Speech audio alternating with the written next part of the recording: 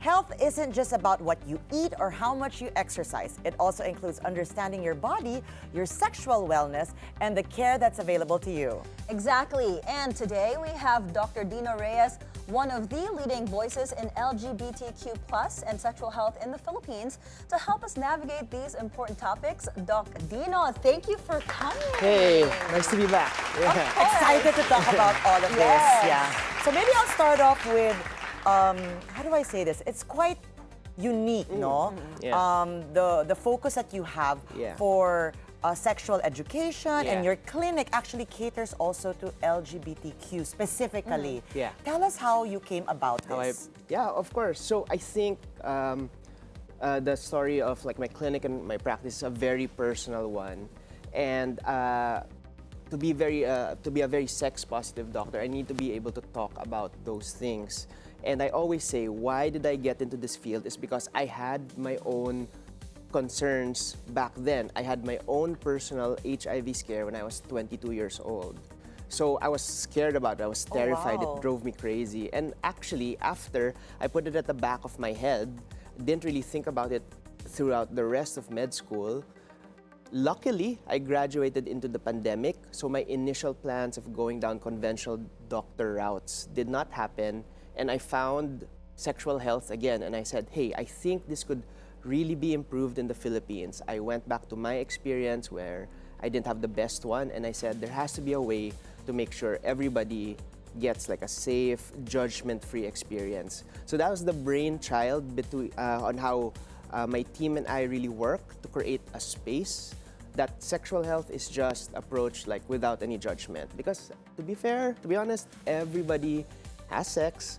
All of us came because our parents had sex to create us. So it really is a very vital human need that we shouldn't be ashamed of. And Well unfortunately, said. the country is a little bit conservative, but hopefully this is a good step forward to make it just more comfortable for everyone.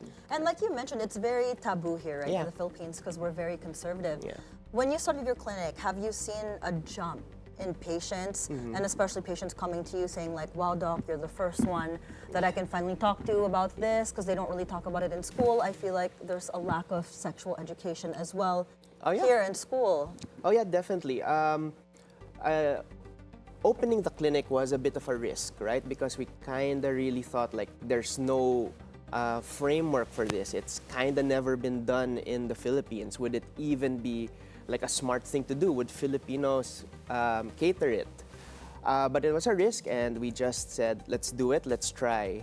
Initially, we just tried to make it a bit more focused on the LGBTQ, having judgment-free spaces for gay guys, lesbians, transgender individuals, and then with that, because it's sexual orientation, we talked about sex a lot. But in the same vein, when we do the testing for HIV, STIs, all of those things, we started getting a lot of straight people or heterosexual people also coming into the clinic saying, hey, we also don't have a place to get this kind of healthcare, because it's always so nakakahiya to go to your GP or to your usual doctor. Some of them, their main doctor is the doctor when they were still a kid. Right. So all Or of family those, doctor yeah, family. So sometimes. it's pretty loaded, and it really was kind of a bit eye-opening for us how much apparently Filipinos really are looking for this kind of healthcare. So growing from that, it's really listening to the patients, asking them what they need and how we can improve it. So now we've grown from just testing and treatment to being proactive with sexual wellness. One of the other doctors in my clinic, who was my best friend in college and med school, Dr. Elva Sarte Oigonco, is OB, but her specialty in OB is OB aesthetics. So she helps a lot of women in terms of when they have, we call it flower arrangement. So if they're, if with their intimate areas, if they feel like it's too loose, they want to tighten it up because of multiple childbirths, or maybe like the shape or Just helping them gain their just- confidence back Exactly, as the well. confidence. So that's a big part of sexual health. It's not all just the diseases. I personally do it for the guys. So if you want a bit more length or girth or to last longer. So yeah, we really wanted to just create the space for everyone. I that's actually just didn't even comfortable. know about the floral arrangement thing. That's so interesting, and I said that does make sense. Wait, now that that is you talk actually about part it. of your sexual experience as well. Exactly. To be Yeah. able to do certain things, like to tighten it, like what you mentioned. Mm-hmm. But Doc Dino, I wanted to go back to your HARA Clinic as a co-founder because I would like to learn what is the biggest or main difference that you would have from a traditional clinic. Is it that because things can be openly discussed? Yeah. Or is it because there are certain treatments that are not easily found? Can you kindly decipher one from each other? I think it's both. So first of all, I feel like we were able to successfully hit a sweet spot where we were able to be unapologetic about what we do. We are a sexual wellness clinic. We are a gender health clinic. So people come in, they already know, okay, this is what it's for. We can talk about these embarrassing issues without having to be embarrassed, right? Next, it was also creating that space. So not just on the doctors, but every person you meet, from talking online, trying to book, to the receptionist, to the nurses, to the space itself, all really just foster this feeling of That's right. comfortability. Yeah. Because you may approach your doctor and your doctor's open to talk to you about it, but entering the clinic, talking to someone like secretary, that could already cause a lot of, am I going to be judged? This might be embarrassing. Yeah. Interesting. Which is Okay. what most of my patients complain about prior to going. If they go to like a big major hospital, the way they say it is, receptionist pa lang or security guard pa lang, feeling ko na-judge na ako. And it's like 10 times more difficult for people who are non-gender conforming, like trans individuals, being misgendered, using wrong pronouns for them. So all of those things we're very careful and we're very mindful about it to create that space. Even our bathrooms are gender neutral. Even the paint or the color scheme, we chose green because we thought, hey, it's not blue, it's not pink, it's something that anybody can relate to. So Right. yeah, all of those little things do matter a lot. To Right, create and no, a- it really does. Like the atmosphere, like you mentioned, from the get-go, when you walk in, you have to feel comfortable.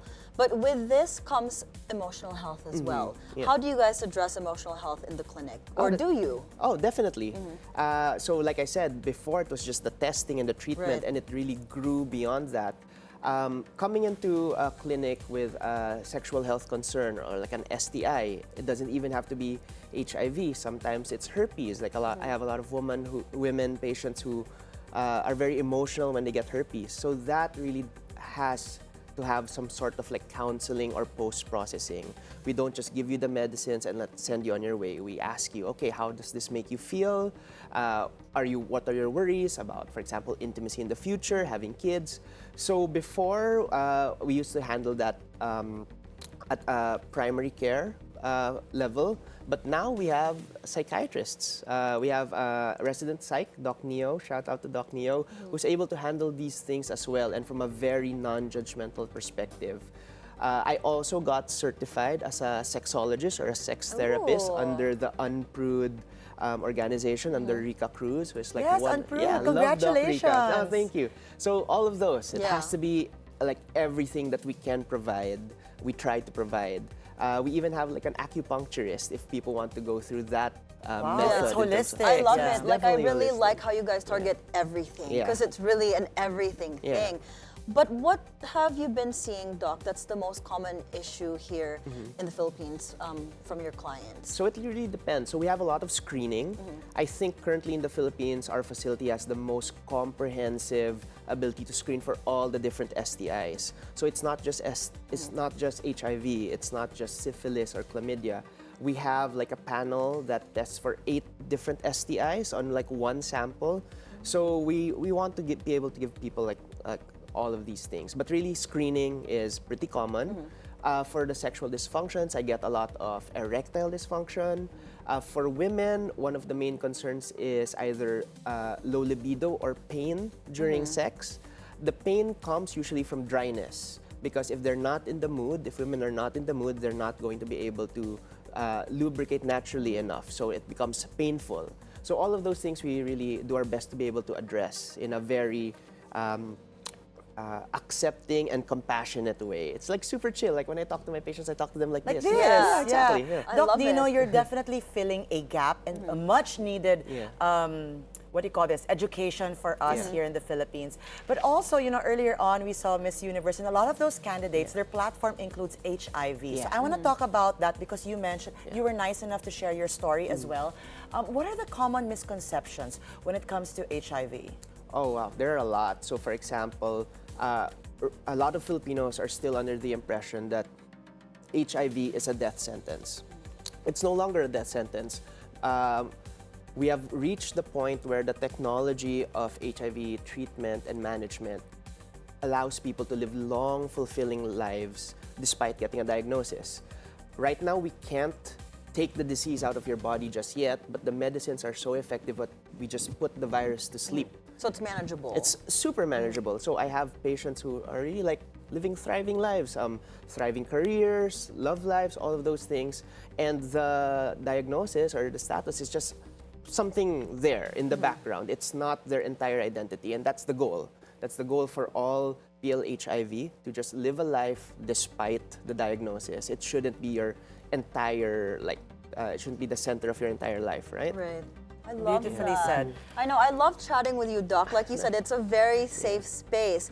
But we have you on our next gap as well. Hold that thought, Doc, because later we're going to dive into something more exciting, which is going to be peptides and how peptide therapy works and how it could benefit you. Don't go away. Doc Dino will be back. Stay on The Daily Dish with us. And hello. Welcome back. We're still talking to Dr. Dino Reyes. And Chal, I know you have a few Yes, questions I have for a him. burning question, and I Yeah. think it's very important because when you talk about sexual education here in the Philippines, we often shove aside sexual pleasure, which is very vital, not just for your married life, but for your personal health as well, mentally and physically. So is this something that you tackle as well as a profession and in your clinic? We're talking about pleasure. Yeah. Yeah. Oh, so definitely. Like I mentioned earlier, we did do like sex therapy. So that's actually something that we can do either on an individual basis or as a couple. Talk about, hey, how can we help you reach orgasms? Or Really? if it's difficult for a couple to do that, there are ways to do it. There's the sex therapy, the counseling, but we also have actual medical interventions. So for men and women, we can actually inject either PRP or exosomes into the penis or directly into the G-spot. Some women, maybe because of aging or stress or other things, the G-spot isn't as sensitive anymore. So in the clinic, what we're able to do is we can get like exosomes or stem cells, put that straight into that spot and just help women out. This Oh, is so wow. interesting Yeah. because, you know, some people might, you know, find it funny or giggle, but really it's a serious matter Yeah. because you're talking about a holistic way of living, you know, finding that big O and getting to your ultimate pleasure. That is a need actually Yeah. in life as well. It But you really mentioned does. certain like things like exosomes and all of these Yeah. medical stuff. There's another thing that we have to tackle here Yeah. because it's big talk And right we now. see it all over TikTok. Yeah. Actually, it's all over TikTok, all over Instagram, everywhere. People are talking about GLP-1 peptides. Yeah. There's like 3 different ones they talk about. So let's talk about Sure. peptides. Okay. What are peptides? What form are peptides? And what are they for? Gotcha. Dami, no? Loaded medyo question. Kaya naman. And some people might find it weird. It's like, you're a sex doctor. Why are you talking about peptides? I kind of have 2 specializations, and a lot of people discouraged me. They said, hey, Dino, you're already a pretty good sexual health doctor. Why are you entering this new field? And I was like, I wanted to. I like to study. So I entered into regenerative medicine, and the niche that I found was peptide therapy. So let's answer the first question. What is peptides? Peptides are like these small chains of amino acids. They're the precursor, or like the few steps before proteins.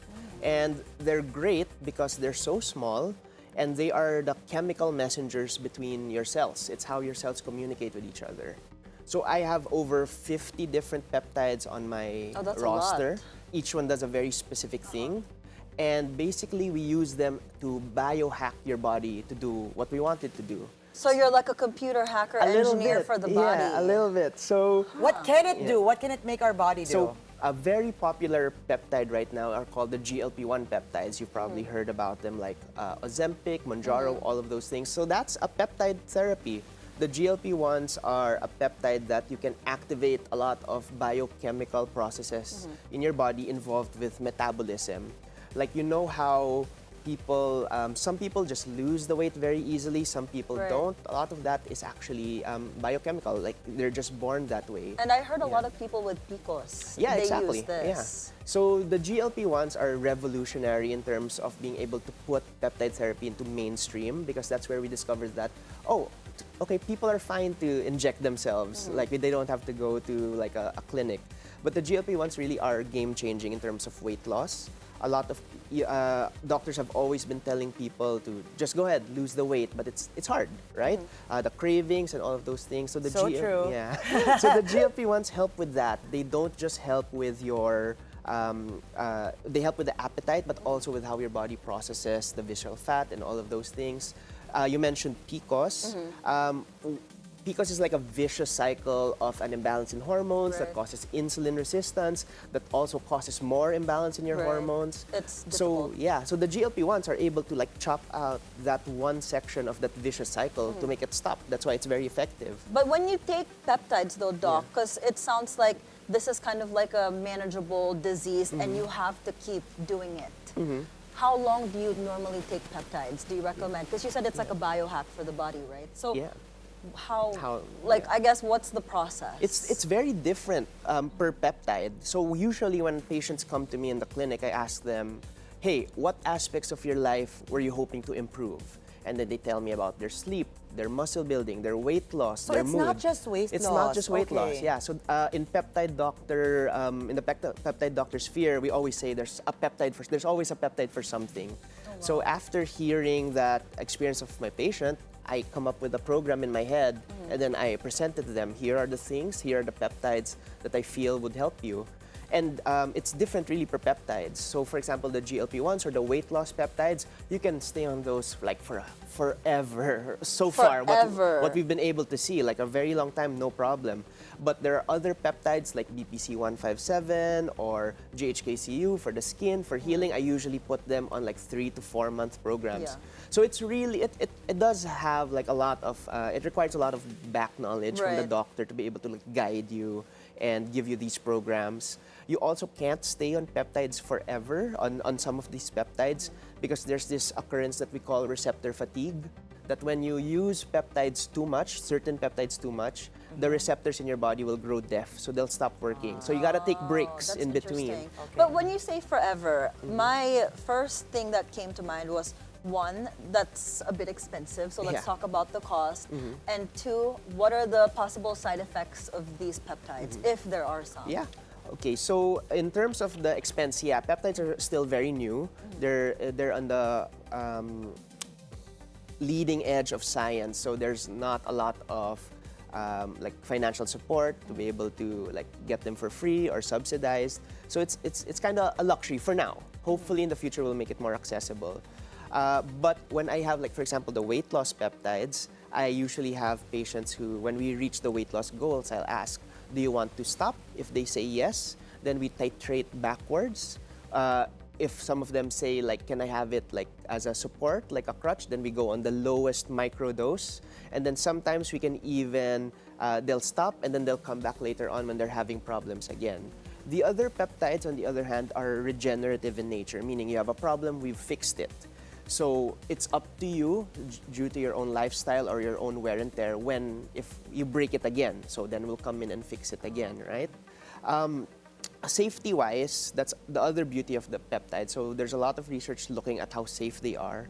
The biggest concern always is cancer. It doesn't cause cancer, but if you have existing cancer in your body, it might aggravate it because it heals it. The peptides cannot distinguish whether it's healing your body or healing the cancer, right? So cancer screening is usually important, even just asking the patients your history.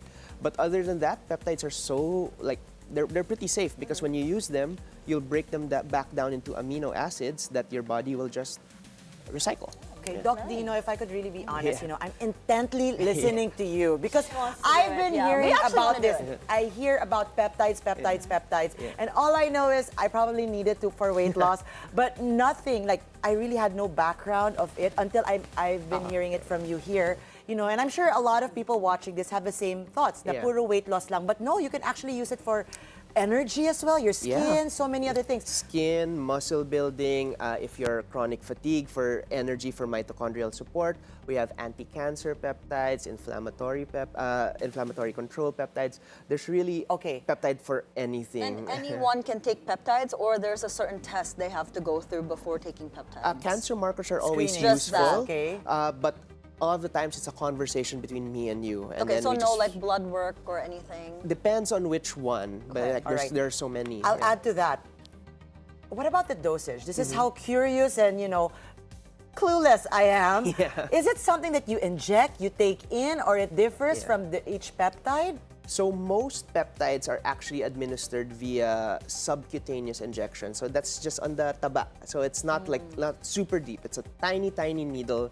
It's the same needle that you use for the Ozempic or for insulin shot. Okay. So a lot of people might be intimidated, but really after your first shot, you'll be like, ay, kayang-kaya ko pala yan, no? Okay. So most of peptides are administered that way. But there are some peptides that we can give orally. So we have like KPV and BPC-157, which are healing regenerative peptides that are in capsule form. That works. There are some peptides, for example, there are the mood peptides for anxiety or if you need concentration, C-Max and C-Lanc, which are administered via nasal spray. Okay. So right now, there are ways to be able to do them not through injections. The goal is to advance the science enough to not need the injections, but right now, most of my patients, the results that they get are more than enough to tiis that little shot that you get. Speaking of his patients, if you go on his Instagram page, Denise Laurel is actually one of his patients. Love so she's Denise. taking peptides Yeah. as well, right? She's like a spokesperson. Yeah. Denise and I got really, really close. She went to me, referred to by our joint cousin way back when. She was just about to go back into show business, and then she needed help to get that glow again, to lose those pounds that because she was on break. So yeah, love Denise. Been taking care of Denise for about 2 years Yeah, she now. I looks love that great. and I love that you have all these proof of concept and stories also with you. I will be there, Doc Dino. I'm gonna be one of those people running to you. And I think use it need myself. So everything that I give to my yeah. patients, Yes. I test run it on myself first. Awesome. Doc Dino, I feel sad that that's all the time we have to talk about this. I'm sure we're gonna be talking about this more as these topics about regenerative health continues to grow and enhance as well. But before we let you go, yeah. Doc, for our viewers who are interested, where can they contact you? Oh, okay. So for sexual health, my clinic is HARA Clinic. You can find us on haraclinic.ph. It's on Facebook, Google, IG. I have my personal, a little bit more spicy account on X where I'm a little bit... Oh yeah, we know it's spicy. Sex Dr. Dino on X if you want to check that out. And then for peptide therapy, you can go to HARA, or you can also find us on Synergy. So that's SEENERGIE. Yeah, we provide peptides. We're happy to deliver peptides to your doorstep. We can do everything online for your convenience. I love it. And if see you us all there. didn't know, Doc Dino is also a GQ model. His pictures That all makes online. I was sense. like, he That said makes spicy. I'm sense. like, yeah, he's super spicy. Thank you to Thank the you so spiciest much, doctor, Doc Doc Dino. Dino Reyes.